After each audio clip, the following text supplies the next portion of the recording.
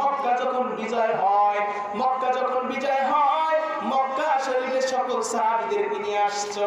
আসার পরে কাবা ঘরের সামনে দাঁড়াইয়া আল্লাহর নবী সরকারে তো আলম নবী মুহাম্মদুর রাসূলুল্লাহ হাওমাও করে কান্দা দিছে। আল্লাহর নবী কাবা ঘরকে জড়া বলতেছে, এই কাবা, তোর কাছে কতদিন পর্যন্ত ছিলাম? ছোট্টবেলা থেকে তোমার কাছে আসতাম, তোমাকে বুকে জড়ায় কাঁদতাম, আর তোমার সামনে দাঁড়া নামাজ পড়তাম। কিন্তু কাফেরের নির্যাতনে